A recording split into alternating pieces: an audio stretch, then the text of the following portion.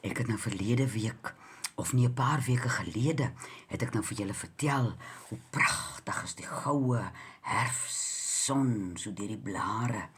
En nou is ons pens en potjies binne in die winter. Ooh, dis so koud soggens. En mens maak sommer so 'n spontane rook hier voor jou mond as jy hier uitloop op die werf. En daar's my iets so bitters besonders aan die winter, die reuke, die manier hoe die veld lyk.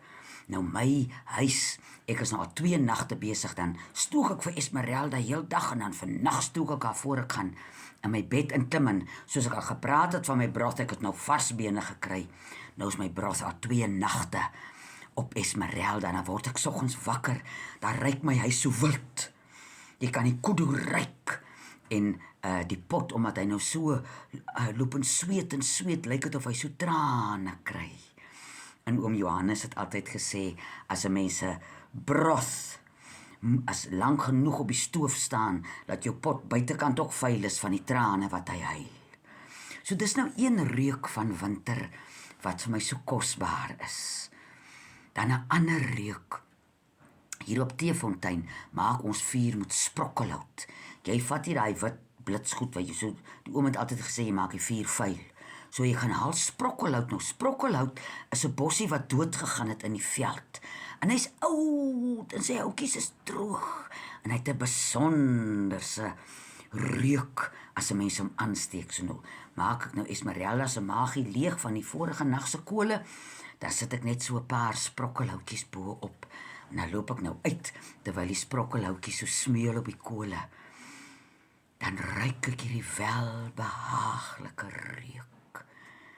Die belofte van die vuur, as ek nou hierdie hout van buite af inbring, dan brand hierdie vuur, dat eintlik vanmôre het Esmeralda so gebrul, hier vroegoggend, dan maak die vuur 'n geluid. Nou 'n ander ding wat vir my so pragtig is in die winter. Ons was nou so geseënd om wonderlike reën te hê. En dit was warm genoeg na die reën, dat die veld kon ryp word.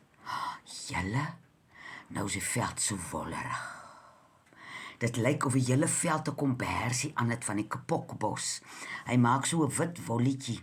Dit lyk net katoen. As mens nou sien, ek het nou nog nie regte katoen met my oë gesien nie, maar as ek nou sien in prente of in flieke waar mense dit pluk, hierdie lyk nou vir my net soos 'n klein katoentjie. En dit is nou die blou dak se baas se planne vir kombersies vir die voeltjies. Hulle stop hulle nessies vol van die, dat hulle ook 'n doewy, katoen doewytjies daar in hulle nessie.